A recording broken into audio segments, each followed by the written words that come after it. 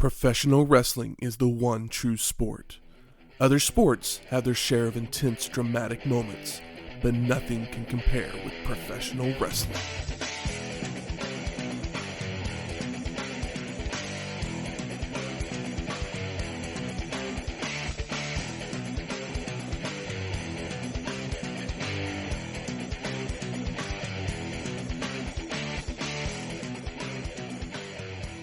Welcome to Wrestling History X, where three friends come together, talk about the stories behind the matches.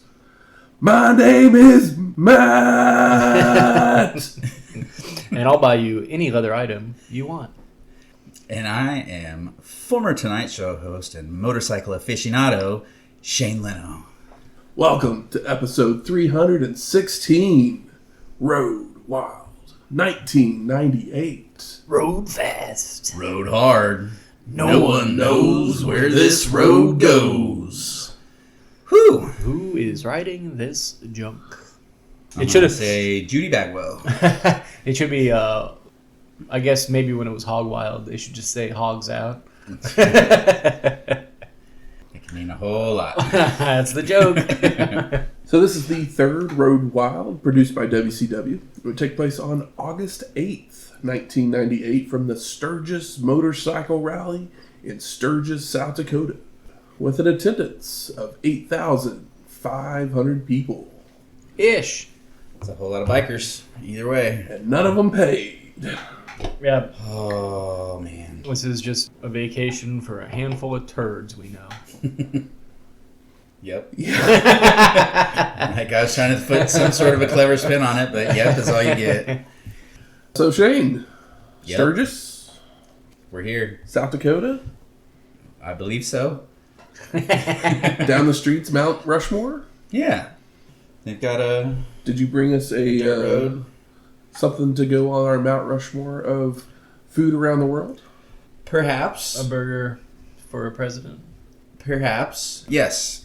We're back in Sturgis. We're back at Road Wild, formerly known as Hog Wild, but you can't say that name because Harley Davidson will cancel you or something. I don't know.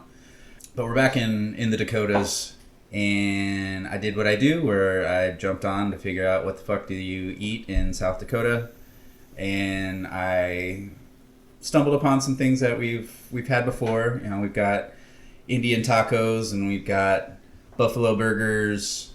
I can't remember what that other thing is called, like chickless or something like that. Chilsick, some kind of funky meats. Okay. But then I looked up, what are some popular restaurants? What do the people in Sturgis themselves actually eat? And I came across a place known as the Knuckle Saloon that is known for having one of the best burgers in the area. That burger itself is known as the Garage Burger, which is a third-pound burger topped with bacon, jalapeno chutney, cream cheese, and fried onion tanglers. So I went a similar route. We have a place in Oklahoma City, or just Oklahoma in general, known as The Garage, which specializes in burgers. So I found a similar burger on their menu known as the Sweet Oklahoma, which is bacon, fresh grilled jalapenos, cream cheese, a sweet jalapeno relish. It's described as not too spicy and perfectly sweet and creamy. The Garage also has the option for bison burgers. So since buffalo burgers are popular in the South Dakota area, I figured we'd just wrangle us up a couple of them. This doesn't technically come with onion wranglers or onions at all on it, but I just added a side of onion rings and popped a couple on top of each of the burgers. Good choice. Yeah, it was... I've had the Garage a couple of times here, and it's never been one that's made me want to go back and have another one. Tried a few different things. You know, I always give them 6 months or a year apart just to see maybe they're having a bad day, but... Never bad, but just kind of nothing to write home about. Yeah. Well, I mean, I won't even describe it as never bad. It was just never good. To the point that, you know, it was like, oh, it's edible, but it's not anything that is going to make me crave another one. And the easiest thing to find in any state in this country is a hamburger. Yes. But this one, changes everything. We are a bit of burger snobs. We are. We all work at burger restaurants. Yes. We know what good burgers are supposed to taste like, and the Garage is one that I've heard many good things about, but I'd never experienced one of those moments myself until this burger here, because as it says in the description, it's not too spicy and it's perfectly sweet and creamy. It has all of those elements that I agree hit. with this description. Yeah, it's got some spice, but it has more sweetness to it, and then you got the cream cheese that just smooths everything out, adds that, you know, extra bit of fat and creaminess to it. You got bacon on there, so you can't go wrong with bacon. But I mean, even for a buffalo burger, a lot of times when you have a buffalo or a bison burger, they'll be overcooked or they'll have a gamey taste to it, and this one has more of a juiciness to it, and it has a really good flavor. And look at me, here I am, just raving about the garage. I know, right? First time forever. Right.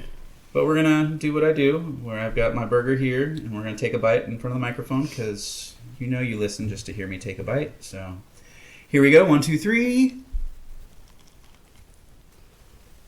Almost lost part of it. Best part of it right there. Mm-hmm. You guys ever heard of jalapeno, like the grilled cream cheese bacon wrapped jalapeno referred to as an armadillo dick? I've never heard of it referred to that. Never that, no. The guy that called them that I knew was a older alcoholic man. Sounds right. Yep. I've heard of them referred to as shark bites. Mm-hmm. Those are fruit snacks from the 90s. Yeah. If you've ever been to the garage and you've never had the sweet Oklahoma, I highly recommend it. And I'm not even high while I recommend it, but I'd definitely get another one. Yeah, cream cheese on a burger. Who'd have thunk it? Yeah, I don't know if it would be like, you wouldn't want it on a lettuce, tomato, onion, pickle, cream cheese. Like, I don't think that would cut it, but the jalapeno and the bacon I don't really know, makes a because difference. I've had cream cheese on a BLT before with onions and stuff, and I can see that being good. it worked good. Yeah. But I'm just saying, like, can it beat I think American cheese? you definitely need the fattiness of the bacon, the creaminess of the cream cheese. Those things work well together. Yeah. But, They enhance the flavor of the jalapenos while also keeping the spice on it on the tamer side. Yeah, because we've had many discussions about having more spicy stuff, and I'm always like the one that's like, be nice, because I don't handle spice well. Yeah. And this Matt doesn't handle spice well, This and I'm has the type a- where I want it to burn just as much going in as it does coming out. So But I this think- had I think we're safe. this We're had a safe here. very good. They complemented each other well. That he didn't stick around too long. yeah, It never got too hot because they actually grilled the jalapenos pretty well. You get more of the flavor of the jalapeno pepper itself than the heat of it. Yep. Nicely done, Garage. I'm happily surprised, pleasantly surprised, and I may have to make a visit to the garage Yeah. at some point here in the near future. if for I'm ever in another Sturgis, one. I guess I'm gonna try The knuckle saloon. the Or maybe you just bring some cream cheese to the work. garage with it. burger from the knuckle. I was already thinking that. Like, it's pretty cheap. Just bring a block on the way in. Yeah, like I said, I've had cream cheese on pizzas back in the day, but never on a burger before. Yeah, that one So- blew my mind. I've never heard of that. But It's good. Not opposed to it. We need to make a retro comeback for cream cheese on pizzas. I mean, pro cream cheese. Well, something that would happen right around the same time as Road Wild, Kid Rock would break out with his fourth album, Devil Without a Cause. I can smell a pig from a mile away. Yep. Yeah. I mean, this is kind of where he That's where he took off. finished off his redneck pimp persona that he was going for. This is his first, like, breakout, too. Yeah. Ball with the ball. A terrible song. Yeah, but fuck, it was catchy. Yeah, what's the one? Cowboy. Yeah. Does this one have the one where he says, you get what you put in and people get what they deserve? Because only God knows why. Yes. Or is Yeah, it? yeah. Is that on this one? Yeah. I always like to throw that line in just to see if people will catch it. They normally just, like, roll their eyes at me. When people, someone's like, blah, blah, blah, complaining about something, I'll say, well, you get what you put in and people get what they deserve. or as Kid Rock always said. That line sticks with me. Not a Kid Rock fan. I'm not even talking about him, like, politically or as a human. I'm talking about him musically. Just musically, not for me. This album came out and it was huge. was just different enough than what was out there at the time that I got into it. It's not nu metal. It's not hard enough to be nu metal. It's almost like pop version of like rap rock. Because it's not as like heavy as like basically Korn it's or the Limp rap Bizkit rock, or whatever. basically. Yeah. I mean, I literally think after this album came out, I think the only other song that I even can honestly say that I know is his is American Badass. Yeah. Well, there's the terrible song that's like a mashup of Werewolves of London and the Leonard Skinner song and Sweet Home Alabama. Oh yeah, that I song forgot about that song. That is sucks. horrific. That song was made for everybody's aunt that still smokes cigarettes. And then he did a song with Sheryl Crow at one point, and that was the point earlier. when I lost all respect for Sheryl Crow as well. Hey, let her get paid. I think they were dating at the time too. That's what took away her credibility for me. And then she made up for that with Lance Armstrong or something. Hey, maybe Bob's a compelling, interesting, and funny guy.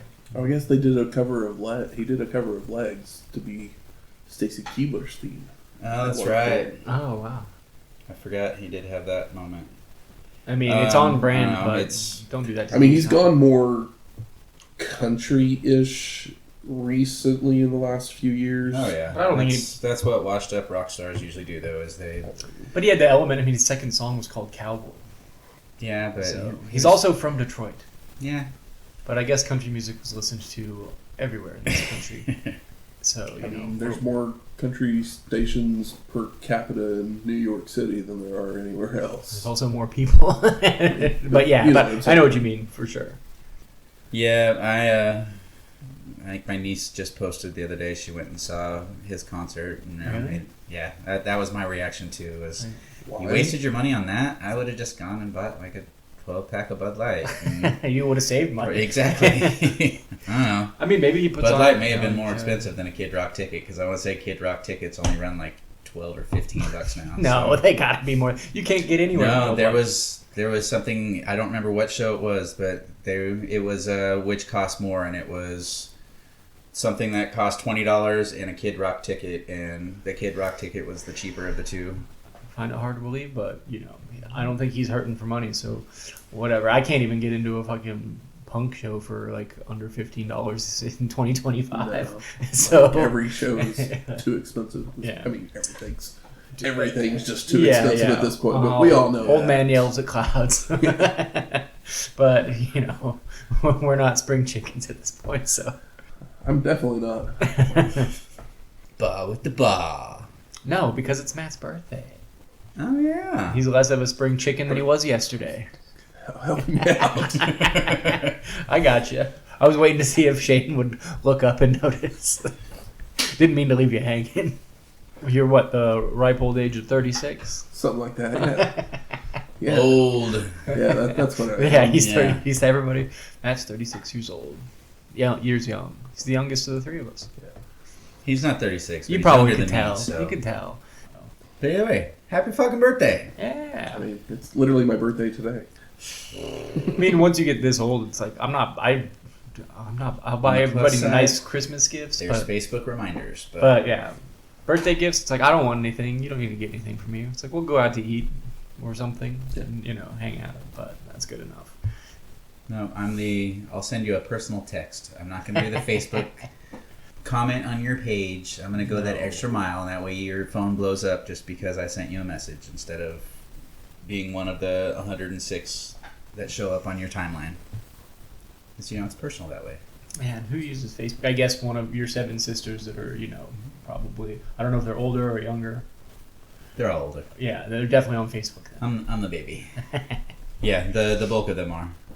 Not to steal your thunder, Matt, but today will also mark 1 year of no smoking for this guy. Oh, congrats. I forgot that you quit and didn't even think about it because you haven't talked about it or brought it up or even complained or anything like that. It was a whole lot easier than I expected it to be. So congratulations. Was it cold turkey? Yep. Nice. My mom did cold turkey like over 20 years ago at this point, but it's like if you don't want to do it, you just gotta stop doing it. It kind of bit me in the butt the other day because somebody was trying to light birthday candles on a cake, and Like, Shane, you got a lighter? I'm like, no, I don't. Yeah, it is weird to not ever carry a lighter as somebody who was a casual smoker. I was never like a pack a day guy or anything. I basically did it after 3 beers. But when I was younger, I was drinking 3 beers regularly. Well, let's talk some Road Wild. Let's do it. Someone's got to. Let's see where this road goes. Video package begins with highlights of Hogan, Bischoff, Leno, and Page, showing footage filled with static, including Jay mocking Hollywood with a midget on The Tonight Show. Fighting words if I ever heard any. The NWO invades the talk show to avenge disrespect, only for DDP to arrive to stop the attack, leading to the NWO being escorted out of the taping. We then get a helicopter flying over the Black Hills to give us live footage of the city, while Tony Schiavone welcomes us to the show, joined by Mike Tenay and Bobby the Brain Heenan. And they all discuss the main event, with Bobby even saying that Leno is in good shape and is ready, while Heenan wonders about the NWO Battle Royal, wondering who will make a name for themselves by eliminating Goldberg. Yeah, because that's going to happen. Because we all believe that that'll happen. Tony also mentions Travis Tritt will be in concert after the event. No wonder there's 85,000 people at a motorcycle rally hanging around a arena. Or not an arena, a wrestling ring. Because that stage has got a dual purpose tonight. Yep. Travis Tritt, Trouble himself. But don't stick around because it's removed from the network, and Yeah. Travis Tritt. Of course. I didn't go out there looking No, for a version we to don't. see if we could find so one with it. Was it? I just assumed that it wasn't going to air anyway. But did it air like in tandem with the? Yeah, like the literally show? as the pay-per-view ends, Travis Tritt goes Takes on the stage stage. and there's a So you got like whoever knows how long the concert is. This is a damn. sweet. It's a good deal if you Talking, were honky-tonkin', a wrestling something fan and a baby. Travis Tritt fan, or if I your kids mean, liked wrestling and you like Travis. It's Tritt. probably a good deal because it was all free. Well, I'm talking about like if you got the pay per view. Oh, the pay-per-view. Like, is the pay per view? Yeah. Did the pay per view show the whole concert? Yeah. That's crazy. Yeah, if you bought the actual pay-per-view back then, you got to see the concert. I guess the as well. cameras are there. That's wild. Yep. I just assumed that was just like a Sturgis thing, and it wasn't going to be actually aired on the pay per view. Huh. Pre-Coachella. Travis Tritt hosting or headlining the motorcycle rally. We then go to Mean Gene Okerlund in front of the stage on a motorcycle, mentioning he counted 200,000 bikers in the Black Hills. Oh yeah, you did that individually. Yeah, but he could only get 8,500 of them to show up to the show. I mean, who's counting? I guess everybody's counting. Maybe they're showing up later for Travis Tritt. Yeah. But as the show is now called Road Wild and not Hog Wild, because Harley had an issue. What is Mean Gene shilling? What is he sitting on? An American Iron Horse. Yep, I wonder if I meant to look up if that brand was still a thing. I don't know anything about motorcycles. Maybe it's a nice custom motorcycle. I would look it up, but who cares? Either way. It's really I already am. Yeah. I care. They're shilling it because... They ceased production in 2008 after being the largest factory producer of custom motorcycles in the USA. well, sounds like they had a pretty decent run. Founded in But 1995. 2008 really screwed a lot of people over. So, yeah, goodbye. Remember all those chain restaurants that closed? So we go to our first match. The Barbarian with Jimmy Hart versus Meng. And you know what my first thought is here? What the fuck is these two guys doing on this show? It's the only way for one of them to go over. Because they both just lose constantly in a singles match. But now these ex-tag team partners, maybe one of them will not be staring at the lights. And if this goes to a disqualification, I might just shit. So the story behind this match was that after the Barbarian was attacked by the Flock, Meng came to his aid. But Barbie didn't want his help. So he got in the Tongan's face, which earned him a death grip. That's what you get. The two would scuffle many more times, interfering in different matchups, which even led to Meng gaining Hacksaw Jim Duggan's respect. Oh? I mean, I'm sure they're drinking buddies. They've probably gotten into a few bar brawls. I mean, But, you know, Hacksaw wouldn't have been king without Haku back in the day. So Without King Meng. King Man. That would have been great, wouldn't it? Man. So last time we saw the Barbarian was at World War III, 97, episode 282. That's the perfect show for these kind of guys to show up. And Meng was at WCW Thunder, January 8th, 1998, episode 289. Yeah, Meng has definitely been used more regularly of the two men that we both love. So Barbarian jumps the Tongan as he enters, only for Meng to respond with sumo chops and a corner clothesline. Barbie reverses a whip to deliver a belly-to-belly suplex. Oof, a big one, overhead. Before attempting a pile driver, but the Tongan counters it into a back body drop and nails a pile driver of his own. Damn. Jimmy jumps on the apron to distract Meng, allowing Barbarian to avoid a diving headbutt, only to just shake it off and hit a thrust kick. Because, hard heads. That's right. He's a former head shrinker. The Tongan heads up top again, but Barbie meets him there to deliver a super belly-to-belly suplex. Over the head again. For the pin. And no, Meng gets a boot on the ropes. And Barbarian has his whip reversed, with the Tongan nailing a power slam for a 2 count, when Hart would jump on the apron again for the distraction, allowing Barbie to chop away on Meng's chest, followed by headbutts and forearms shared between the two. And Barbarian drags his opponent to the floor. And we lose the plot for a moment. Ramming the Tongan into the ring steps before rolling back in for a back body drop. As Barbie stomps his foot on the mat, the commentator says loading up his boot. But really just means no one sees that Meng has recovered to lock in a Tongan death grip for the pin and the win. I recently rewatched the Pantera videos from the 90s. The 3, it's not a thing either you guys would have watched, but 3 videos from hell or whatever. But it's just they're kind of a mix between Jackass and tour videos with music videos in between it. But every time I hear boot now, I just want to say boot to the cool, because they're just drunk idiots. And there's a scene where a guy just kicking a pack of cool cigarettes and he says boot to the cool, and they keep cutting back to it throughout it. And I can't get it out of my head. Every time you say boot, I want to go, boot to the cool. Stupid shit. Post-match, Meng won't release the hold, so Jimmy Hart starts attacking from behind, when Hugh Morris would arrive to help, holding the Tongan down for Jimmy to fly off the top with a splash. Yeah. I bet the last time we saw Hugh Morris was at World War III. Just kidding, don't look it up. The punishment continues as Morris delivers no laughing matter, when Hacksaw would run down to clear the ring with his 2x4, while Meng rises to his feet, just staring down Duggan before leaving. Well, they're going to have a nice time because he didn't want his help. Yeah. It's just a bummer to see great old talents like Meng and the Barbarian.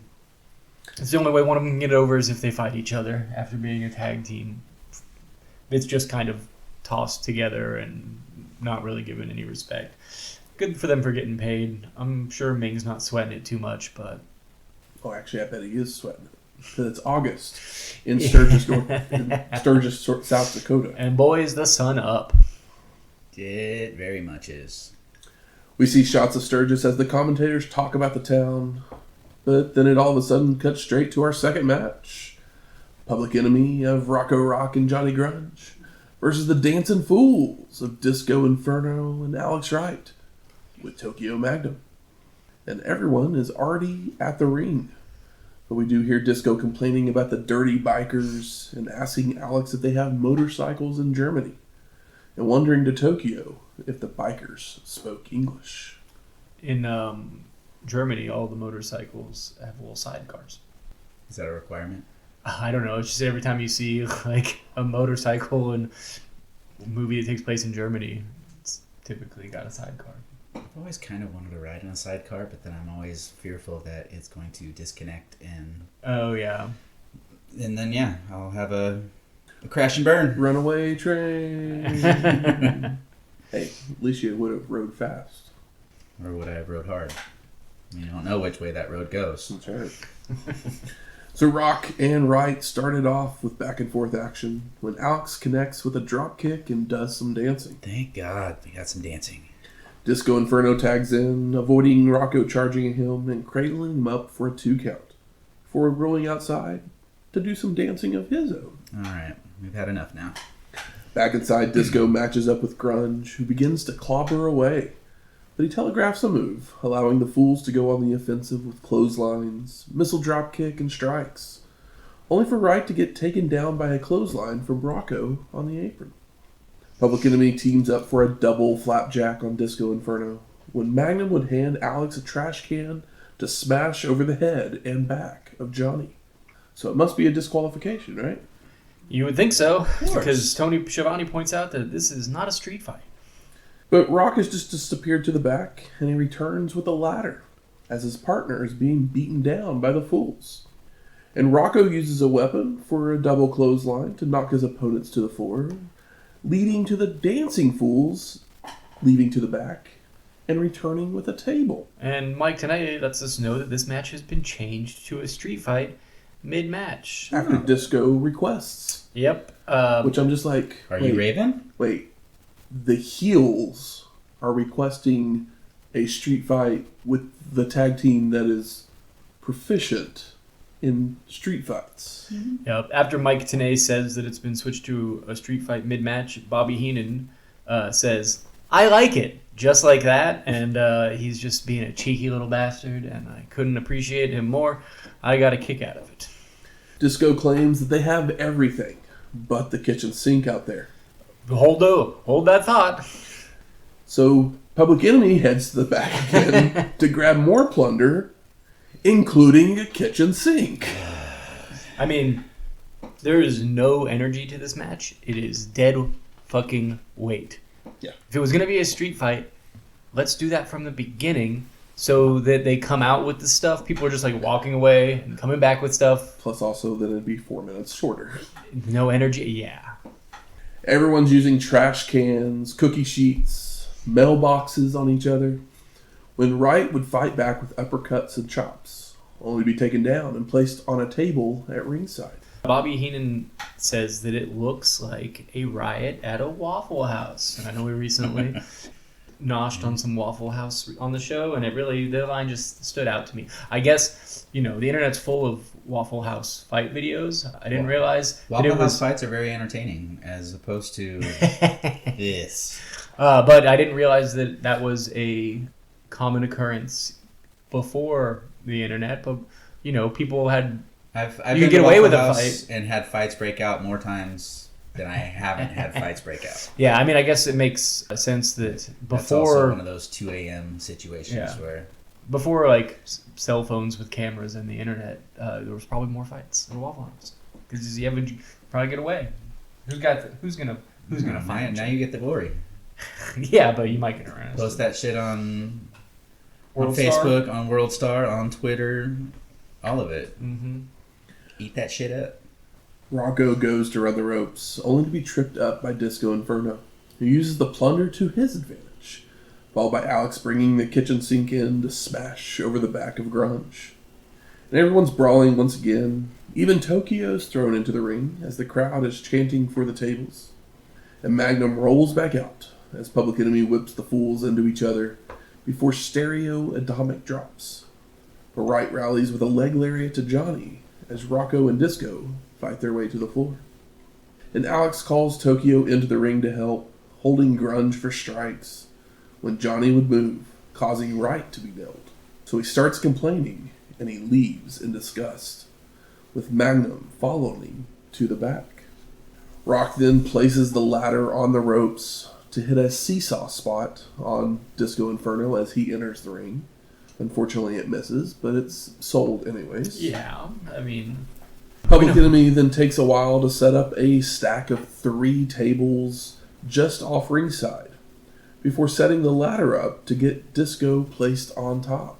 I mean, maybe some of the most unbelievable shit I've ever seen. Having a guy climb a ladder so you can put him on top of 3 tables. There is... I could avoid that happening, and I'm not in nearly the shape that Disco Inferno is. Rocco then climbs to the top of the lighting scaffolding, flying off with an elbow drop to put themselves through all 3 tables. Hey, I mean, I'm glad that they went through all 3 tables as opposed to sliding off to the floor like we've seen in the past. Grunge then drags Disco Inferno back to the ring and goes for the cover, when Tokyo would run back down and leap off the top rope with a splash, only for Johnny to move, causing Disco to take the blow, allowing Grunge to really make the cover for the pin and the win. So that happened. Yep. Lee Marshall is with Dean Malenko in a referee shirt in the WCWWrestling.com area. I mean, as much as I love Dean, I must say the ref shirt looks good on him. It does.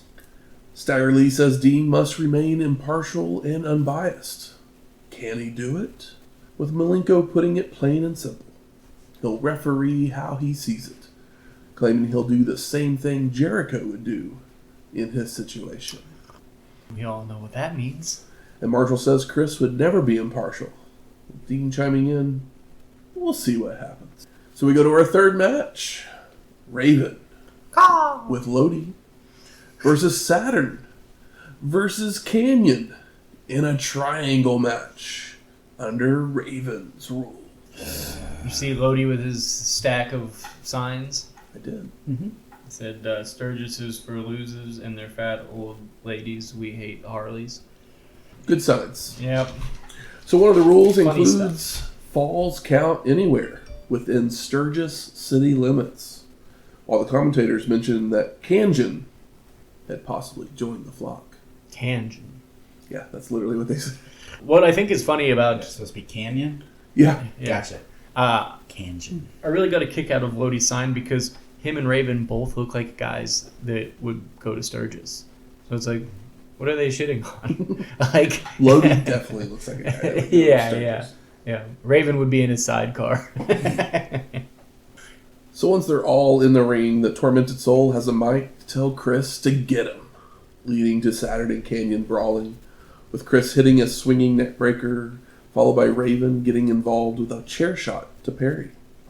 The Tormented Soul then tosses the chair to Kanyon, only for Saturn to come back with a forearm to the steel right into Chris's face, sending him out to the floor. And Raven attacks Perry before going outside to ram Kanyon into a ring post. Followed by tossing Saturn to ringside as well, where the Tormented Soul delivers a baseball slide to Chris and running Perry into the ring steps. At this point, I'm just like, let the sun go down, because daytime wrestling shows look like ass. And it's not like in a big arena where the sun's up, but like there's nothing in the way. There's rolling hills, zero trees. It's as bright as it possibly could be. And it's a WCW show, so they could benefit from atmosphere. Mm-hmm. There is none. No. They benefit from a lot of things. They could.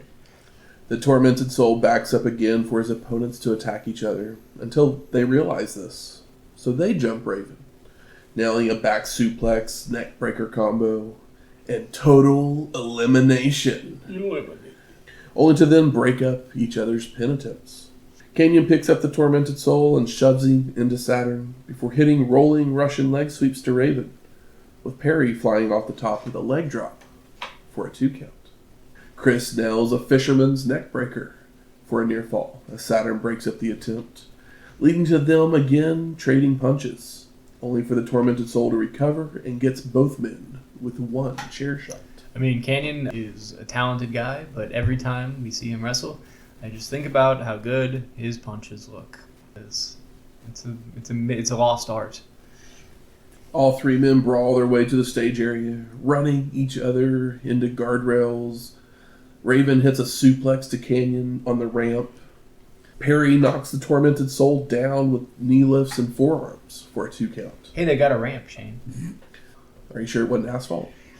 It looks like asphalt. That's what Tony said. He tried to put it over and then like decided not to after he said asphalt because you could see like the panels move. It's like, yeah, we laid a giant amount of asphalt. Yeah, Tony struggled to tell the difference between a table and a chair a couple episodes ago. So. Hey, man, I had a problem with ladders and chairs last week, so. Chris pile drives Saturn and makes a cover, but the Tormented Soul breaks it up and drop kicks Kanyon down the incline. Is that the most athletic thing we've ever seen Raven do? Possibly. It's up there. At least in WCW, yeah. Raven rams Chris's head into the ramp when Perry dives off the stage right onto them both.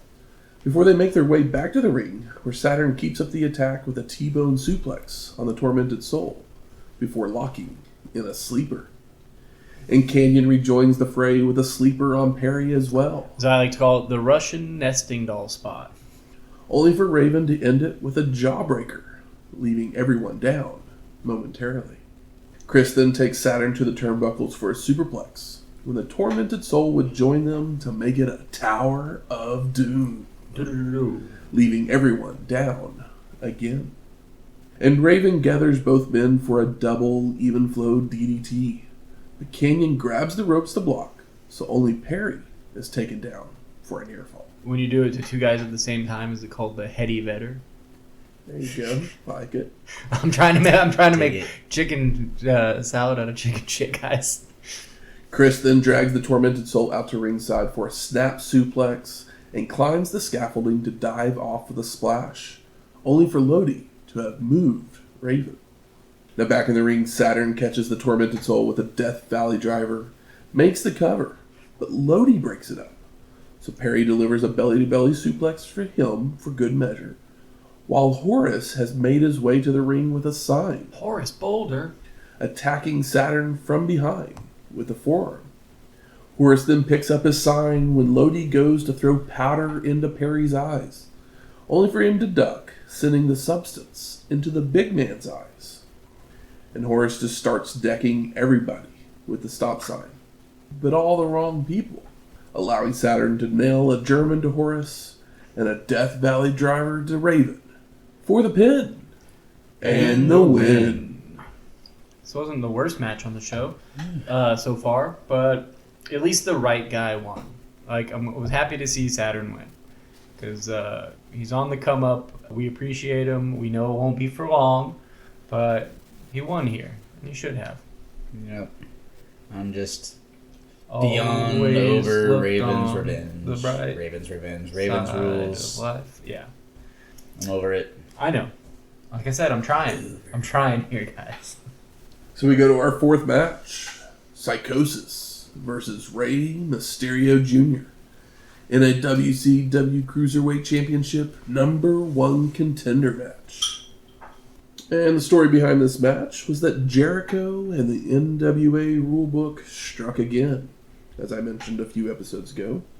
This time it was if a suspended wrestler interrupts a championship fight, it is considered null and void. So the title belt was returned to Chris.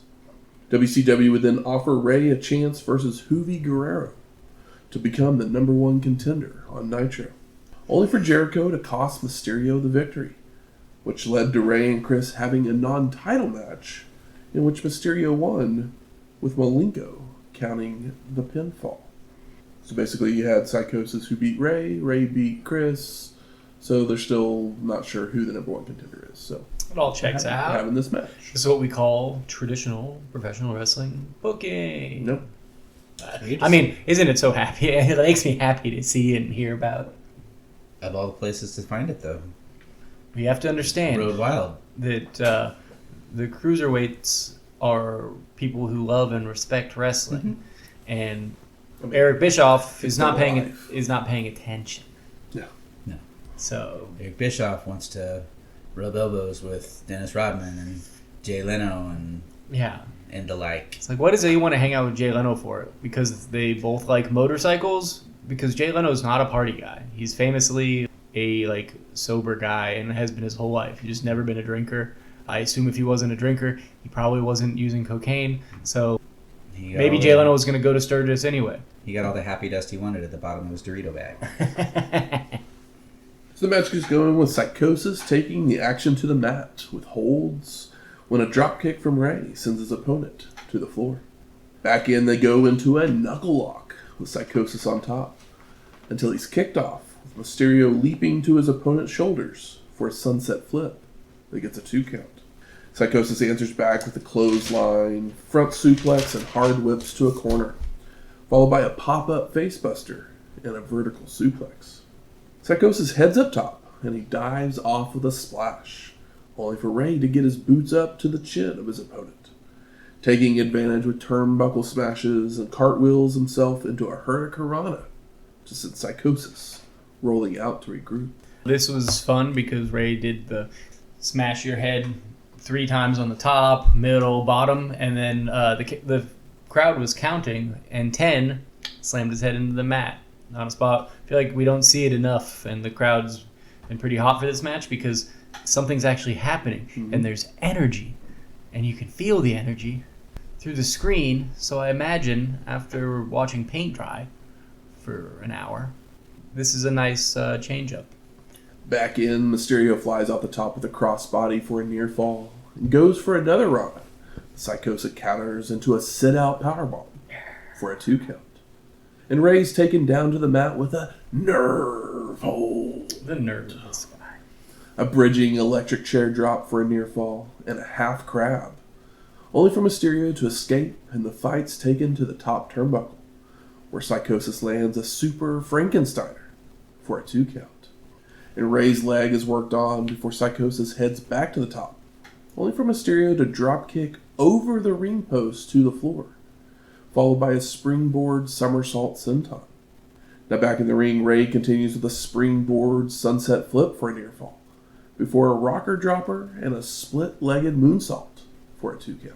I mean, yeah, these guys are Putting it together. Putting it together. Feels like we're at the best of the Super Juniors or something. Psychosis reverses a whip to send Mysterio to the ropes, catching him on his way back with a spine buster for a near fall, followed by charging at Ray on the ropes with a leg lariat, only to miss, allowing Mysterio to nail a springboard hurricanrana for the pin and the win. Good shit. I assumed Ray would win, but it didn't stop me from enjoying the match. Because I know Psychosis is back and forth. So, you know. But they're going to put on a match that makes Ray look great, and everybody goes home happy. And, yeah, it was nice to see these fans walk in and, notice and appreciate good shit. Because we've watched these shows in Sturgis before, and the fans don't feel like they're wrestling fans, or there's very many wrestling fans there. But there's more wrestling fans. I guess when they do it every year, Few of them have seen a few shows. or you're gonna get more wrestling fans to make their way out there that already own motorcycles. Why not? It's free. Yeah. The commentators then talk about piercings and motorcycles in Sturgis as we see more aerial footage of the city. We then go to our 5th match, Chavo Guerrero Jr.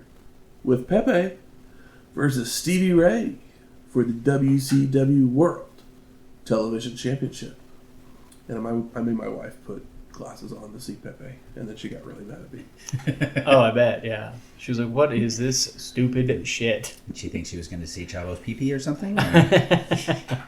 So the story behind this match was that Booker T had been put on the shelf by Bret Hart. So his brother began appearing with the belt on TV. Oh, the young Stephen Ray. Claiming he was given power of attorney to defend the gold, even promising a notarized note to prove it. Guerrero would expose cracks in the claim, when Chavo would find the title in J.J. Dillon's office and a notary stamp in Stevie's bag.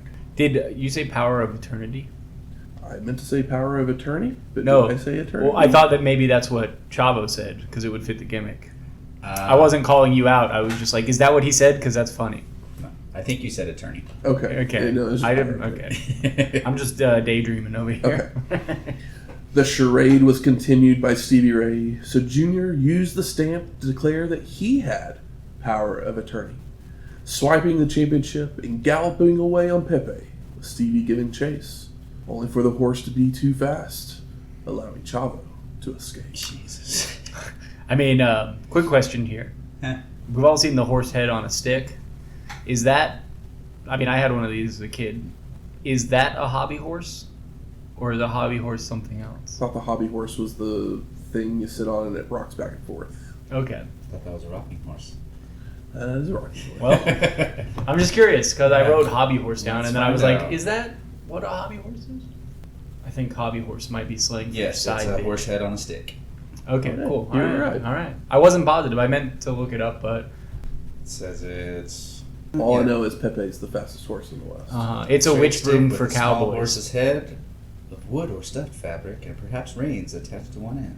The bottom end of the stick sometimes has small wheels or wheels attached. Maybe the dumbest toy ever. This toy was also sometimes Not the known dumbest, as but- a cock horse. In the nursery rhyme, ride a cock horse to Banbury Cross. I mean, it's kind of weird. Ride a cock horse to Banbury Cross to see an old lady upon a white horse. Rings on her fingers and bells on her toes, and so she makes music wherever she goes. Okay. Yeah. It's from the 1901 edition of Mother Goose. I bet it's not in the 2025 version of Mother Goose. No, probably not. Let me imagine. Yeah. So Guerrero takes the mic to say this match is null and void because while Stevie Ray has the belt, he's the champion. It says so in this piece of paper that I typed up and notarized myself with the stamp. Yep. And Junior continues to say he's the champ. Even Pepe chimes in, Yeah, he's a champ. followed by asking if Stevie really wants to have this match and saying they have to have a ceremonial handshake. Stevie Ray refuses as he's not falling for that trick again, leading to Chavo acting like he can't control his hand with Stevie, who lowers his guard and calling his opponent crazy. Yeah, he's doing full Bruce Campbell or Ash, whatever his name is from Evil Dead, the Evil Hand, or Idle Hands. And Guerrero uses the opening to drop kick Stevie Ray and deliver strikes to no avail, stick and moving with Stevie giving chase around ringside. Stick and move. Stevie Ray goes for a back body drop, but Chavo counters into a sunset flip, only for Stevie to stay up and choke lift Guerrero, Two fists. where Junior rakes the eyes to escape and throw more fists that still don't work. Stevie Ray looks like a mountain compared to Chavo Guerrero. He's like 3 times as wide as him with little to no fat on his body. Chavo goes running once again, with Stevie Ray in pursuit, until Stevie smartens up and just waits inside the ring. Yep, Chavo laps himself. So Guerrero freaks out when he realizes that his opponent is behind him, followed by Stevie Ray delivering a kick to the gut and a slapjack Pedigree. for the pin And the win. Post-match, Stevie addresses the crowd, saying everyone thinks he's a joke. Yep. But anybody who messes with him will get what Chavo got. a slapjack. And if they don't like it, do something about it. And he continues that he isn't finished with Guerrero yet, when Eddie would arrive to the ring, grabbing the belt away from Stevie Ray, only to say he has no problem with Stevie, and returns the gold to him. Eddie then turns to his nephew as Stevie Ray leaves, trying to talk some sense into him, but Junior looks annoyed and answering that he didn't need his uncle's help. I was kind of nervous when Stevie yelled out at the crowd like that because I don't know if we all remember the first Hog Wild, but the crowd was particularly nasty to Harlem Heat, and I was like, I don't want to hear it. I don't want to see this because it'll bum me out. Very true. But it seemed, unless it was well edited, it seemed like they didn't care enough to just not say horrific things. So that's a silver lining. Yeah. For this little comedy moment. Lee Marshall's then with Chris Jericho in the WCWWrestling.com area. And Stagger Lee says fans came to see Chris wrestle, not law books and whining. So now Jericho must face Juventud Guerrera with Malenko as the ref. And Chris responds that he should know he always gives 100%, hoping that Dean will call it down the middle as he's sick of conspiracies, before reminding Marshall that he already took the mask of Hoovy and exposed his ugly face. So tonight he will beat him again, as long as Malenko keeps his nose straight. Tony then interrupts to show more helicopter footage, followed by us heading to our 6th match. It's a grudge match. Rick Steiner versus Scott Steiner And you know what? with Buff Bagwell. I got excited. Wouldn't anybody? Yeah. So the story behind this match was that Buff had tried to create peace with the dog-faced gremlin. even as he wanted to blame Rick for his injury. Bagwell realized it wasn't right, so when he healed, he wanted to face Steiner to prove himself, leading to Hogan dumping Buff out of his wheelchair and the NWO assaulting him. Rick came to his rescue and demanded a fight against his brother, for what happened to Bagwell was a tragedy. A grateful Buff hugged Steiner, but it was all a ruse, allowing Scott and Bagwell to attack the dog-faced gremlin. Buff would remove his neck brace and claim he was NWO for life, along with Scotty accepting the challenge. Now the following week, Scott and Bagwell would make fun of Rick, causing the older brother to storm the ring, decking Scotty with a chair, with Buff letting everyone know that Scott was now injured, so the fight wouldn't happen. And the last time we saw Rick was at Spring Stampede 98, episode 298. And after the dog-faced gremlin makes his way to the ring, J.J. Dillon arrives and apologizes to Rick, as doctors won't clear Scotty. But Steiner doesn't believe him, as he saw his brother backstage. Bagwell then wheels out Scott on a stretcher, with his arm and leg in casts, wearing an oxygen mask on his face, The IV bag on his chest. before taking a mic to tell Rick this is what he did to his brother, followed by asking Scotty if he's okay, but the mask muffles his response. And fans chant BS as Buff starts talking about his neck, when Dillon has had enough, reminding everyone that WCW can reschedule matches. So he makes it official for Fall Brawl. Yep, he says match won't happen. WC is at 45 days to reschedule. Sure. And the crowd boos all this because they want to see the fight. Why? Like, yeah. Why? Who wouldn't want to see Rick and Scott Steiner, especially after what they've sat through? And then we have a comedy spot, followed by this. Bagwell then says, "Big Papa Pump," which I believe is the first time we've heard those words. I believe so. May not be ready by then. Only for JJ to say, well, he better be. Because if Scotty doesn't compete, he'll be barred from wrestling for life. Because if WCW says that, then nobody can hire him. Yeah. And for life is all those NWO people understand. So NWO is gotta for speak life. their language. You cannot escape it, unfortunately. And this announcement causes Scott to leap off the gurney. So Rick storms the stage and chasing the two to the back, as the commentators call the recovery a miracle. Totally. Yep, comedy match followed by a comedy angle ish. Yeah, they were funny. No, Well, I guess the Chavo one was a little comical. But it was a little charming, a little bit. yes, all because of the power of the Pepe. We then go to our seventh match. Brian Adams with Vincent versus Steve Mongo McMichael. Woo. Prepare for a short list, y'all.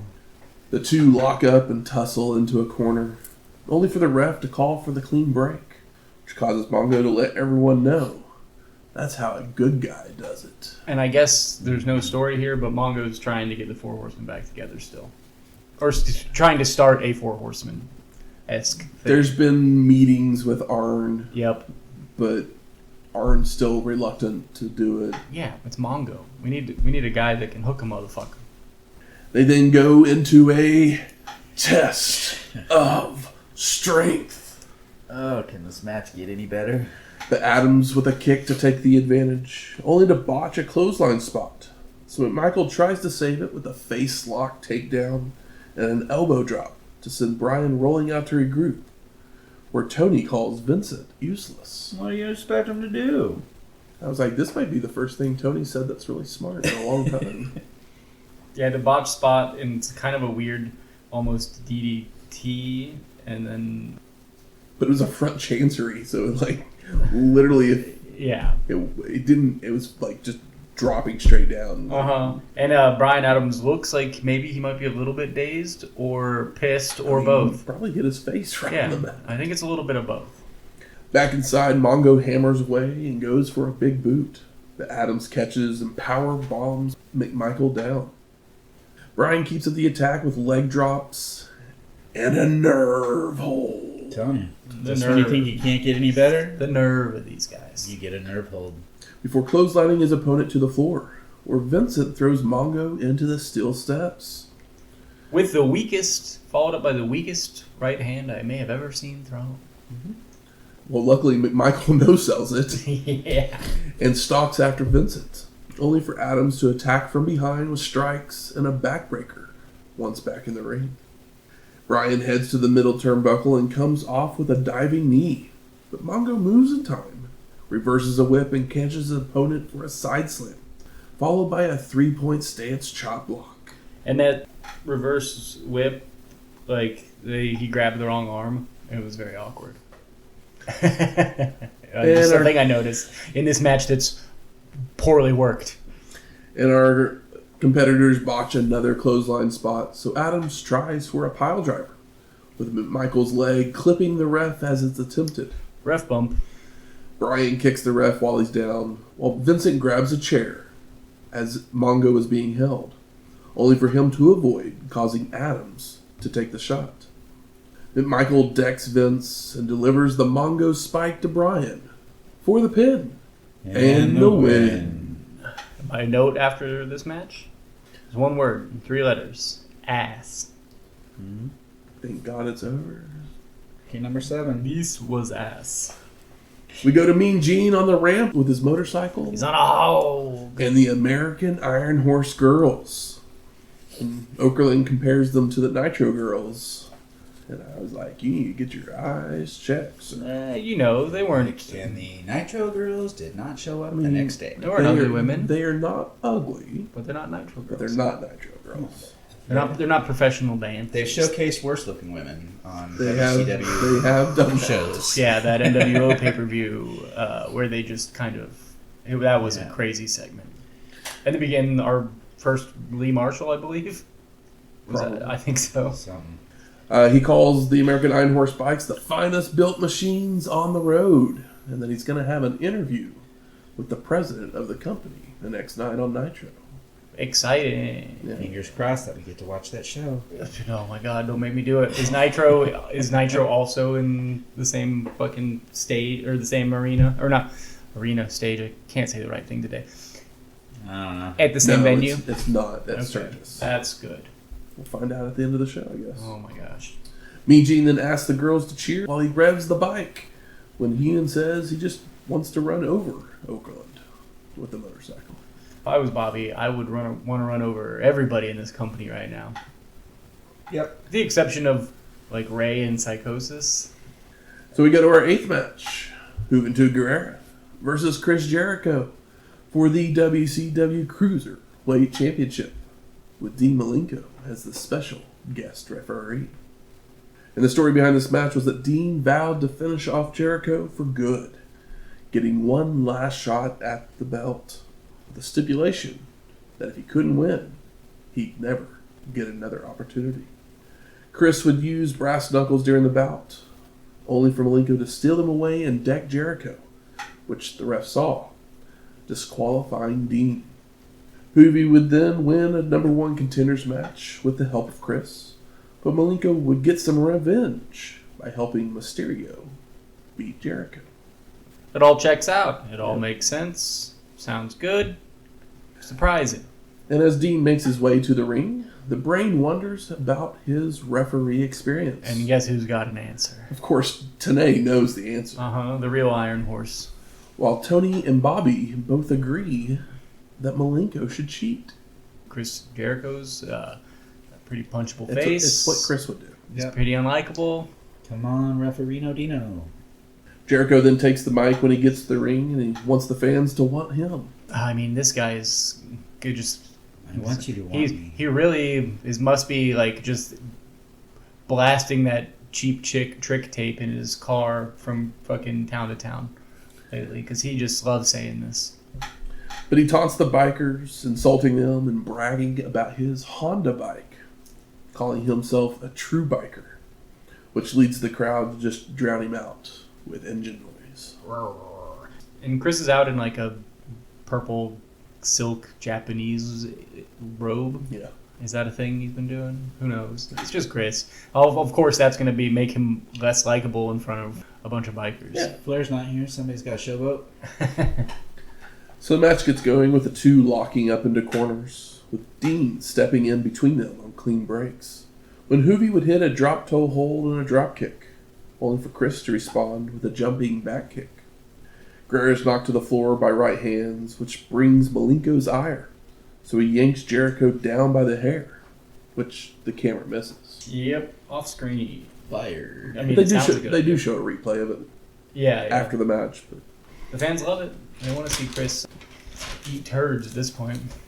Juvi's back in to whip his opponent to a corner, following in with a senton, only for Chris to avoid. But Guerrero comes back with a hair pull and a drop kick that sends Jericho outside. And Juvi slides under Chris when he gets to the apron and pulls his feet out from under him, causing Jericho's face to hit the hardest part of the ring, before Guerrero chops his opponent off the platform, where he falls into a guardrail. And Juvi goes back into the ring to hit a springboard plancha out onto Chris, but it seems to hurt his knee. So he's only able to drag Jericho back inside for a springboard leg drop that gets a 2 count. I mean, I'd do a springboard leg drop after I tweaked my knee. I mean, he's selling the knee, but just a little funny. Guerrero begins to wear down his opponent, but Chris escapes with a jawbreaker and a dropkick. Juvi fires back with a springboard crossbody for a near fall. And Dean is keeping the count legit at the moment, by the way, just so you know. Guerrero heads up top for another crossbody, only for Jericho to catch and nail a gorilla press power slam for a slow 2 count. I do love that press slam, whatever it was. It looked like almost like a press slam pile driver. It was an interesting little variation. Chris hits a vertical suplex and makes a cocky pin attempt for another slow count. I didn't think it was that slow. I mean, neither do the announcers. They're kind of like, is that slow? Yeah, I don't know. Yeah. I mean, you saw how fast Brett counted that time when it was a fast count. He doesn't have a year. I mean, I'm sure he had plenty of time as a ref at some point in his life, but Jericho then goes to a rear chin lock before attempting a suplex, but Juvi reverses for one of his own, only for Guerrero not be able to capitalize. So Chris continues the punishment with knees, a body slam, and he goes for a lion salt. But Juvi gets his knees up and begins to fire up with chops, a head scissor takedown, and heading up top. Guerrero then nails a flying wheel kick that gets a 2 count. He then tries to slide under his opponent, only to be countered into a release German. But Juvi flips out of it to try for a Hurricanrana, which Jericho reverses into a double powerbomb, causing Guerrero to roll to the apron. Chris hits a springboard shoulder block to take the fight to the floor, where Jericho continues to taunt the crowd before heading back into the ring, where he tries to bring his opponent in the hard way. But Juvi floats over, only to be taken down by a clothesline for a near fall. Jericho tries for another powerbomb, which Guerrero counters into a DDT and a Juvi driver for a 2 count. Guerrero then heads up top, but Chris hits the ropes, causing Juvi to crotch himself, allowing Jericho to land a superplex that leaves both laid out momentarily. Now back to their feet, Chris goes for a tiger bomb, which Guerrero tries to flip out of, only for Jericho to turn it into a lion tamer, forcing Juvi to crawl his way to the ropes. But Chris thinks he has won, and he begins to argue with Malenko, allowing Guerrero to throw punches. Now Dean tries to get them out of a corner when one of the right hands clips Malenko, so Jericho grabs the title to smash over the head of Juvi. a little bit of a ref bump. Is he really a ref? He's Dean Malenko. Chris then slaps Dean and argues with him before making a cover on Guerrero for the pin. And no, Juvi kicks out. And the fight's taken to the top turnbuckle, where Malenko pulls Guerrero off for using closed fists, only for Jericho to kick Dean. So when Juvi charges in, Malenko gives him a boost, sending him sailing towards Chris to nail a Super Frankensteiner for the pin and the win. And new! Fans love it. What a fun spot. What a great little finish. Exciting finish. Post-match, Dean helps Hoovy to his feet when Jericho would attack Malenko, only for Dean to deck him, followed by throwing him to the floor, while Guerrero celebrated. Get it. I mean, yeah. It's fun. The best match of the night. I'm going to just say it right now. It's the best match of the night. I mean, it's this or Psychosis and Ray, and this is the like main event. This is the thing that those two guys were fighting for. Yeah. And a blast. And it's so nice to see a creative finish that I've never seen before. So we go to our 9th match. The NWO Invitational Battle Royal. Yep. And eliminations can be over the top rope, pins, and or submissions. Cool. At least that's what Pinzer said. Tony and the boys didn't know anything about the submission thing. No. I mean, you throw them over the top rope. No one's submitting anyone with. That's a battle royal if 15 I've ever heard people in one. Pins and submissions. So the participants are Scott Hall, the Giant, Kurt Hennig, Scott Norton, Kevin Nash, Sting, Lex Luger, Conan, and Goldberg.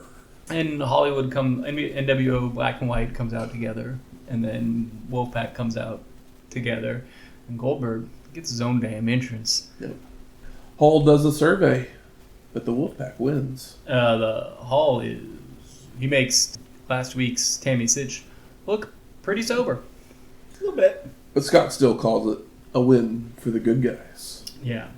Before Nash and Conan do their shtick, followed by Goldberg joining the festivities, with David Pinzer saying his win streak is now at 129. Now, I just have him at 121, or only 78, if you don't include house shows and dark matches. So they got some dirty math going on. I mean, 78's nothing to shake of. Maybe they're counting like the warm-ups that he had earlier in the day too, that aren't televised or recorded or anything. It's his little practice sessions. Oh, I doubt those what happened. So everybody starts brawling with Goldberg, just letting the NWO fight each other, when the Giant kicks Bill, so they scuffle momentarily. Kevin with corner attacks to Scott, but a rake of the eyes allows Hall to go on the offensive, only for him to turn his attention towards Goldberg, allowing Nash to go for a big boot, which Scott ducks and grazes Bill.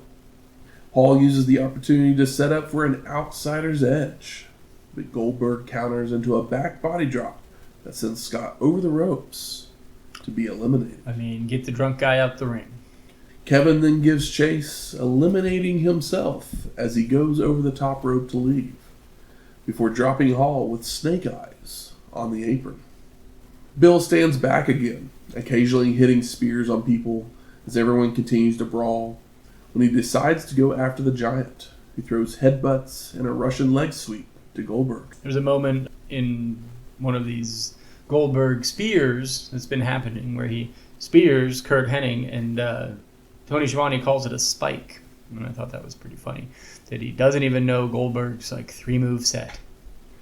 Hennig joins in on the attack, only for Sting to grab Kurt to apply a Scorpion Deathlock, Not for long. which Norton breaks up.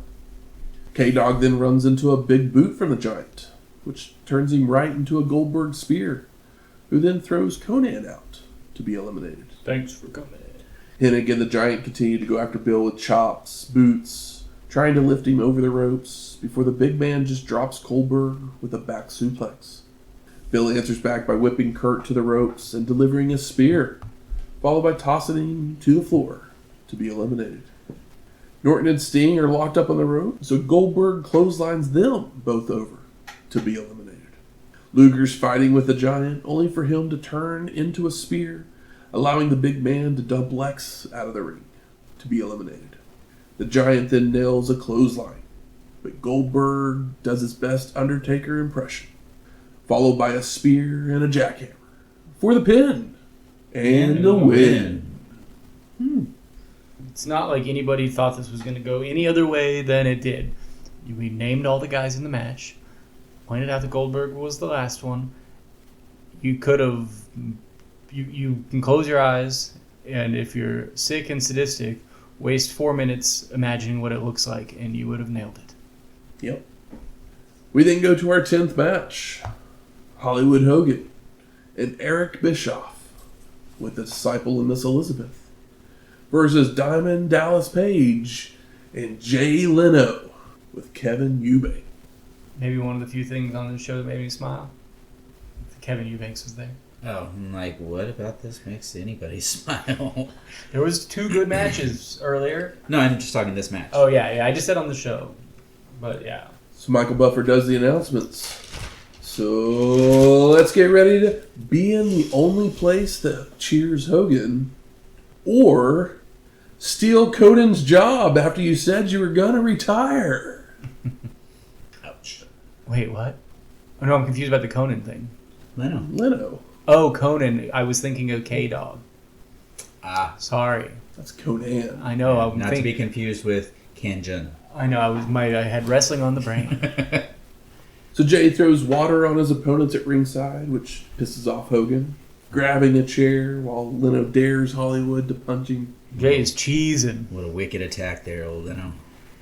Hogan and DDP then shove and taunt each other at first, before trading arm wringers, shoulder blocks, and slaps that knocks Hollywood to a corner, where Jay slaps Hogan as well. From the apron.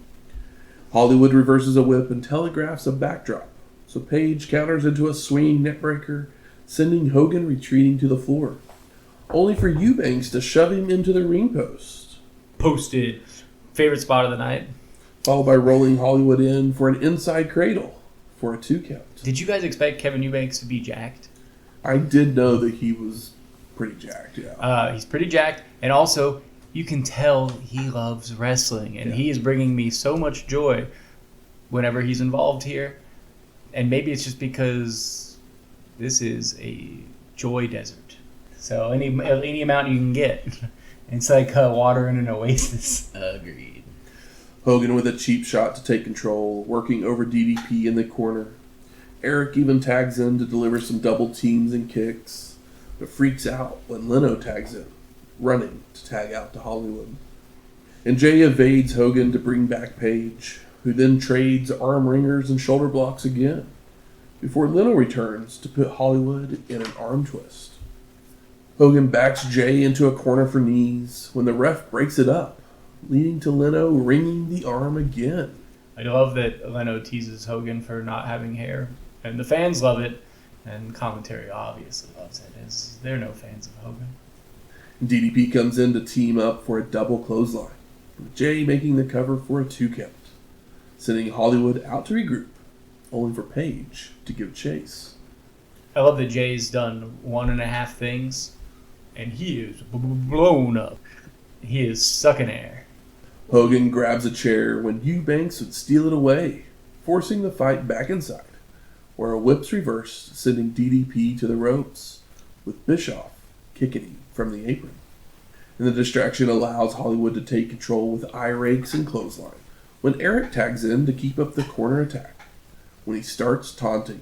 So Page fires up with right hands, when Hogan comes back in with a foreign object on his fist to hit DDP right in the face. Ooh, right before that, Kevin got the Hogan sucks chant started.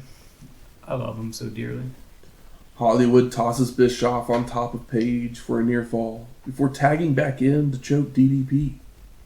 Hogan then nails the big boot and poses to the crowd, only for Page to surprise Hollywood with a discus clothesline, sending both men to make tags. And Leno and Eric exchange eye pokes and low blows. Jay throws some horrible looking punches. Oh boy ever. Followed by ramming Bischoff into the turnbuckles multiple times. Kevin works up for that DDP chant. Hogan jumps in the ring to interfere, only for Leno to duck, causing Eric to take the blow, before DDP clotheslines Hollywood out of the ring. And the refs checking on them when Eubanks would roll in to deliver a diamond cutter to Bischoff, while Page hits a double noggin knocker to Hogan and the Disciple. Jay then crawls over to make the cover on Eric for the pin and the win. Eubanks fucking rules. Mm-hmm. He is just eating all of this up.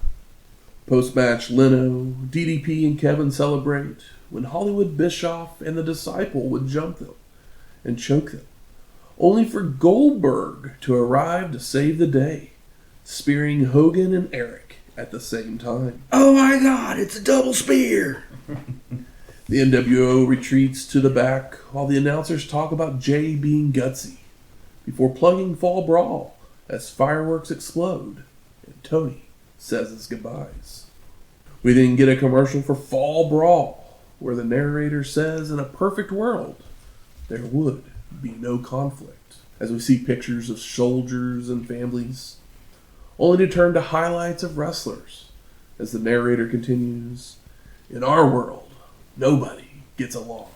It's an all-out war, and the only way to settle it is in the confines of a steel cage.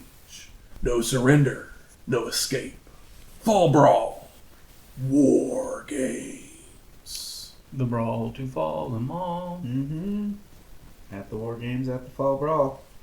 So I ask you, gentlemen, what are your overall thoughts of Road Wild 1998? It's a bad show with two good matches and a silly main event that I feel like people always remember Malone and Rodman, and the Jay Leno thing doesn't get brought up very often for good reason because it's not good, but it is funny. And Kevin Eubanks, homie, understood the assignment. I appreciate that. Mm-hmm. Woo! I don't even know where to start. I mean, kind of along the same lines as what you said. There's two matches on this show. Everything else is just there. It happened. We saw it. Yeah, it happened. Matt wrote notes for it. We Poor bastard. We love him. It's his we birthday. pay a specific amount a month just to watch shows like this. I think you can find it on YouTube now for free. Take that route if you're able, or just go and watch the two matches. The Cruiserweight matches are the only thing that's worthwhile on this and I'd say show. they're both very good. Yeah. So, it's hot outside. It's August, Sturgis. I know. I get it. Matt shooting bail. But show some fucking professionalism, guys. Mm-hmm. Okay. There's a couple of these matches, Mongo and Bryan Adams, that's just a shit show Mm-hmm. because they just didn't even want to be out there because it was just so hot and torturous, like everything. WCW needs to never come back to Sturgis. Well, yeah, we knew that from the first show. But alas, they won't learn that lesson No. for another year. And they'll be closed, fucking idiots. But I'm going to surprise you guys here. Even after saying all of that, I don't hate this show. Crazy man. Like, there's a lot of not good, Plenty of that. but there's enough moments that I was like, maybe I'm just not mad enough at this show to hate it. Mine's kind of more apathy than any angry. And maybe it's just more apathy that, like, I can't say that I hate the show. Maybe that's what it is. 'Cause it's not like I'm not saying that I like the show, No. but I don't hate the show. I get where you're coming from, because I won't say I hate it either, because there are two good matches on there. It wasn't there. We've watched shows that were harder to sit through. Yeah. And I truly did not want to be watching this yesterday when I watched it, but I got through it and I didn't cry or throw a fit. But I recognized all the things that sucked. And there was a lot of them. Yep. And I had extra appreciation for the things that didn't suck. Looking at you, Kevin, because we know that Ray... Eubanks, not Nash. Yeah, Eubanks. We know that Ray and Psychosis and Jericho and Hoovy are not going to suck. Yeah. They're just not. They're not the kind of guys that go out there and they love wrestling, which is why we like to watch them wrestle. All weather, any weather mailmen that are going to deliver They're also every fucking time. The guys that are in the four guys that are in the best shape, the best cardio. Psychosis, Ray, and Hoovy have all wrestled in Mexico. Mexico in the middle of the summer. So like they're just like In whatever. Arena, Mexico, with like probably no air conditioner. And then Wearing masks. and then Jericho and Dean have both wrestled in Japan in the summer. The Con. Yeah. That place famously doesn't have air conditioning. I assume most of our listeners are living in the United States, but the rest of the world doesn't quite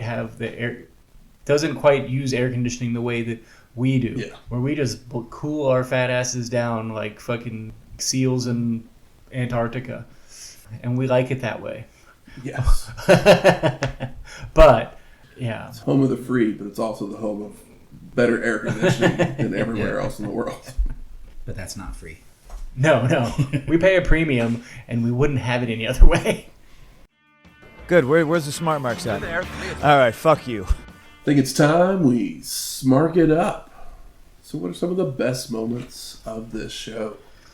Ray and Psychosis. Yeah, I'm trying to think of some of the spots that were really nice. I mean, I really loved the finish of the Cruiser Heavyweight with Hoovy and Malenko and Jericho, and I thought that it didn't go too far in the like meddling with Dean, and the finish was creative and fun, and everybody was stoked to see Jericho lose. And I mean, it's the best match on the show. It was the best finish of the show, so that's what comes to mind. I don't think we gave Jimmy Hart enough roses for his top rope splash. Yeah, I kind of forgot about it, but I remember seeing it and being like, if anybody, Jimmy Hart didn't have to do that on this show, and he did it on this show when most people had their tank like a quarter full. He's like probably 60 here. He's an immortal man. Even as much as Public Enemy and Dancing Fool sucked, the going through 3 tables was still a cool spot. Yeah, the way they got there was it took way too long to get there. Yeah, but it looked nice, and it was a relief that the table didn't slip and nobody cracked the back of their head open.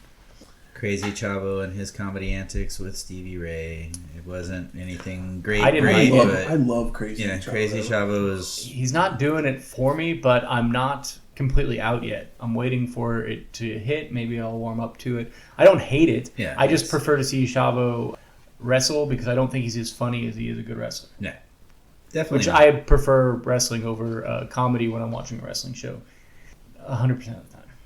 Because wrestlers aren't very funny. I might have moved some stuff around on this show. That might be the bigger That issue. is a huge issue because we have those two basic, the Chavo segment and then the... Rick and Scott segment. Yeah, and I think we had was it the tag team match that ended with the table spot and then the 3-way? Yeah. And it's like, those are two similar as far as like, a trash match and then a no DQ like 3-way. And I think... Is the third best match on the show the 3-way match? Probably. And, I like 2 of those guys a great deal, but it had more energy than some of the things we saw previously, but it's not full of energy. If it's not the Battle Royal, just because the Battle Royal gives you exactly what you expect to get. I'd argue it shouldn't have happened, and we could have got 2 wrestling matches that... Actually, I take it back. We'd have got 2 wrestling matches that both sucked and would have taken up more time. So, shoot me in the mouth, I'm wrong.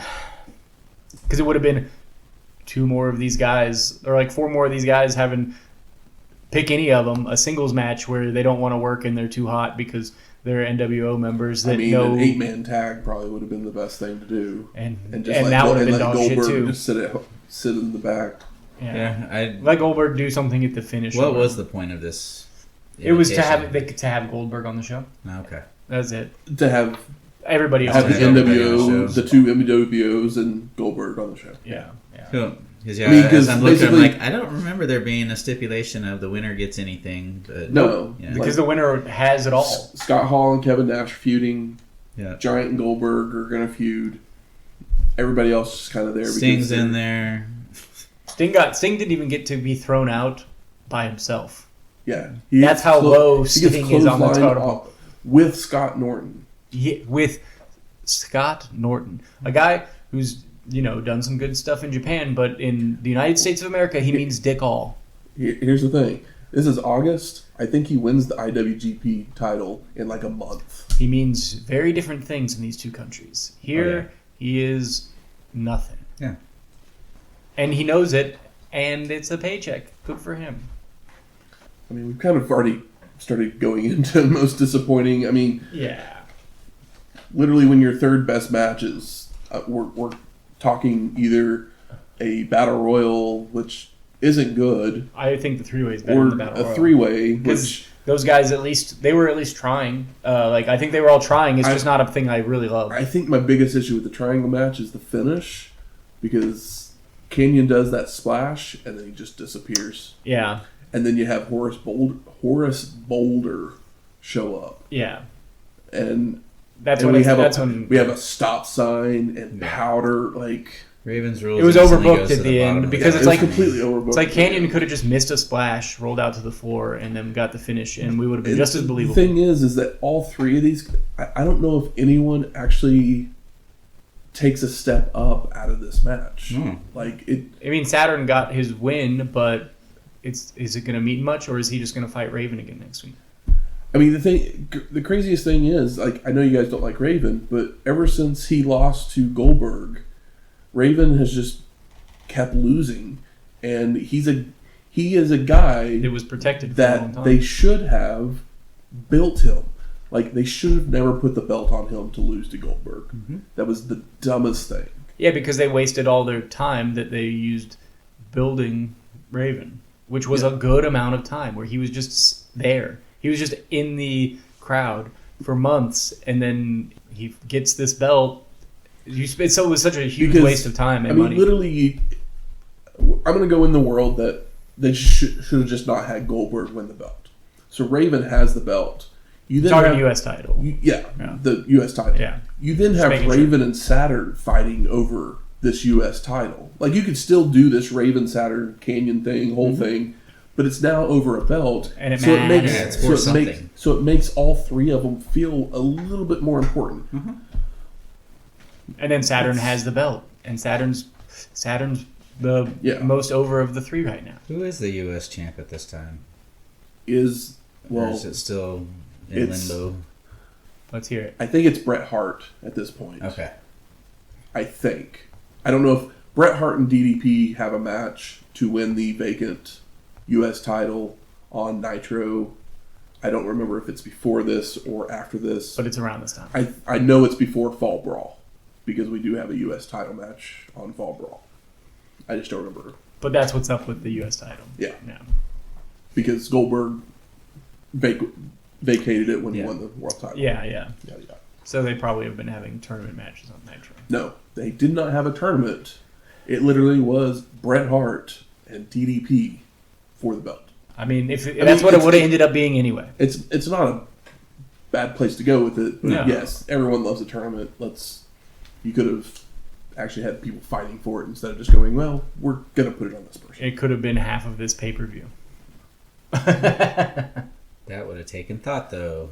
Well, let's move on to Best Performer of the Night. Kevin Eubanks. He's the MVP. That's who I was going with as well. I figured it was going to be either Kevin or Jimmy. I mean, it's Kevin, because that was the most joy I got. I think there's two very good matches on this show, but I got so much joy out of Kevin Eubanks' excitement radiated through the screen. That happened 30 years ago, and I was still just so happy for this guy. And he did a great job with everything that he did. He put everything he had into it, and you could tell he knew and loved wrestling, because he just naturally knew where to be, what to say, when to start a chant. He was extremely present and in a flow state while just probably having the time of his life. So that was cool.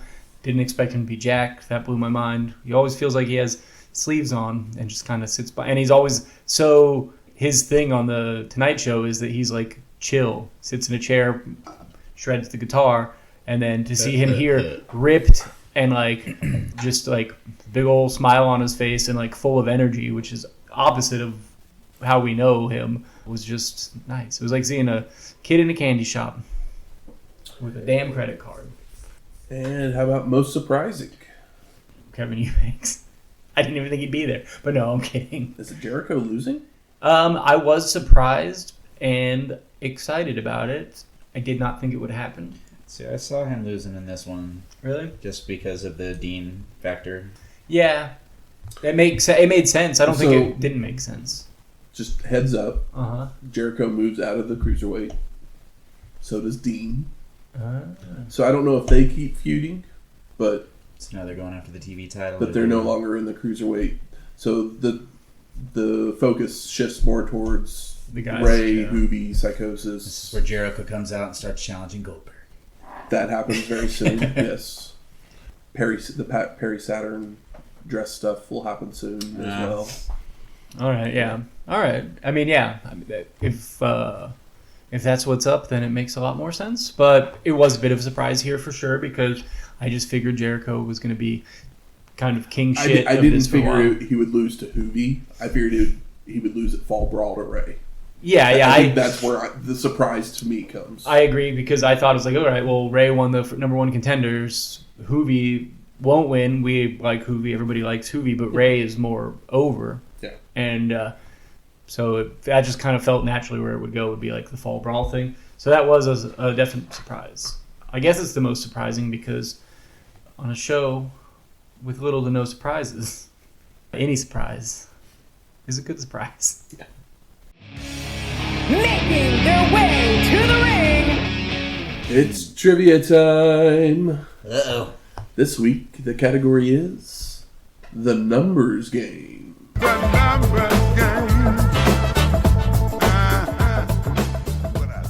like the numbers. It's 5 points if you get it right, 3 points if we go to multiple choice. Who had the best winning percentage with over 5 matches in 1995? Jesus. I thought I liked the numbers game. I was thinking, I love the guest. See, this is my favorite category. Yeah. I like the. But I love numbers. Yeah, I like the match time one because that one it's just like a number just like is like lightning into my head, and then I'm just like, that's it. That's what I'm gonna say, and it just feels. It's the one that feels like it just comes. The answer comes out of my bones, whereas this one, I have to. You have to remember. I have to think and remember stuff. 1995. The highest percentage over 5 matches? With over 5 matches in that calendar year for shows that we watched. Yeah, that way you don't have to remember someone that had like one match. Yeah.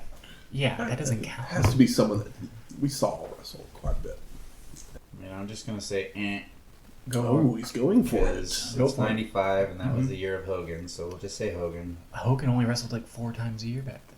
That is incorrect. Cool. I thought I was like, well, Hogan didn't lose it all in 95. All right, I mean, I'm just gonna play it safe and go to multiple choice. All right, if you don't mind. So your options are, and I got a few names here because there's 2 correct answers. Oh my gosh! Bret Hart, Hunter Hearst Helmsley, Johnny B. Bad, Jushin Thunder Liger, Mikey Whipwreck, and The Undertaker. Hulk Hogan was not on that list. Liger, Hart, Taker. Hart, Helmsley, Bad, Liger, Whipwreck, Undertaker. Johnny B. Bad. That is correct. All right. I was going to go Hart, and I was like, Johnny B. Bad's year was 1995. And Liger will lay down to anybody, and Mikey Whipwreck, he'll go on a tear for a little while, but then he'll just rack up losses, so it felt safest with Jonathan B. Bad. Bonus question for 2 points. Price is Right rules. What was that percentage? Percentage and not number of matches? So it'll be less than 100. Yeah. I guess we both put in numbers. Yeah. So I was just gonna blurt out a number, and I was like, that's not how it works. I got one. Shane? I'm going Bill and Ted. 69, dudes. Nice. Michael goes with 88. Shane with the points. Ooh. As the percentage was 83.33%. Ah. Damn. 88 was too high. Bonus question for 1 point each. 1 point. Name the rest of the top 5. Oh my gosh. I actually have 6 names here, so if you want to throw a 6th name on there, you can. These are always the most brutal. All right. Michael, give me your names. Bret Hart, Mikey Whipwreck, The Sandman, Shane Douglas, and The Undertaker. Yeah, I'll give you that one as well. I guess technically there were 7 names because I didn't ever give you the second correct answer on number 1. That's right. There were 2 number 1s. How about for Shane? I put Too Cold Scorpio, Diesel, Razor Ramon, Brian Pillman, Pitbull number 2. Ooh, fun list. 2 bonus points for Michael. 0 for Shane. When did Razor and Diesel leave? 96. 96. I was scared. I was like, I don't know. 95 was the year Diesel was champion, so I don't know. He won at least a few. So I forgot to give you the other number 1, but that was Undertaker. Okay. So I'm going to give him the point for it. Bret Hart and Hulk Hogan were at 77.78%. I guess, yeah, I just So was that like, was- did Hogan wrestle 5 matches? So that was the other point that Michael got was for Yeah. Bret Hart. Randy Savage at 75%. But he's so good at losing. Sabu, Shawn Michaels, and Sting finishes off at 71.43%. I almost put Sean on there. Yeah, I don't know why Sean didn't even I'll put pop in Razor my head. instead. It's hard. We just talked about that You're Sturgis wondering show. how many matches Hogan had that year? I mean, I don't He know. had 9 that year. Impressive. He had his working boots on, guys. Am I right? 7 and 2. That was that new money for him. Yeah. He's I mean, still. he had to main event all those matches, man. Yeah, but it seemed like he only showed up every other pay-per-view for the longest time. But I guess I don't think that was until 96. yeah, I guess this is his first year, so it's like, all right, They I gotta hadn't turned on him yet. I gotta pretend like I'm fucking earning this. Not me, Hogan. Yeah. Next week, WWF Okay. Monday Night Raw I thought he was gonna say Nitro. from August 24th, 1998. Day after my 21st birthday. It's fun. Music from this week's show is Red Zone by Lee Levin and Dan Warner.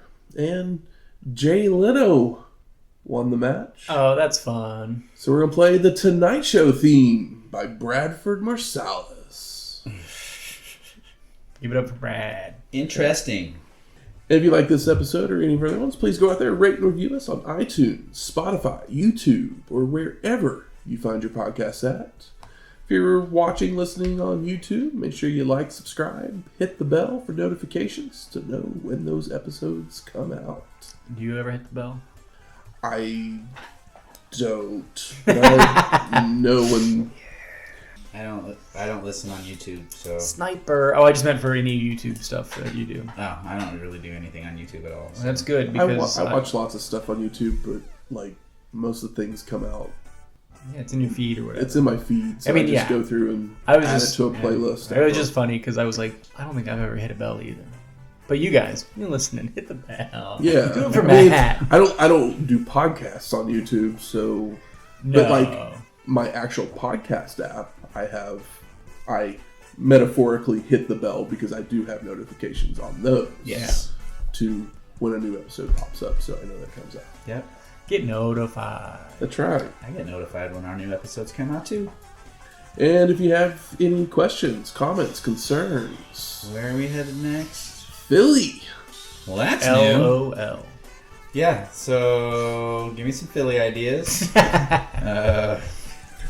We haven't asked that enough. That might be the most commonly used phrase on the show. Let's see, we've got Raw and Philly. It's not a wrestling So maybe we'll move. do like a cheesesteak tartare, and we'll have a Raw Philly. But yeah, give me some ideas, because Maybe you'll be Philly. inspired by the show.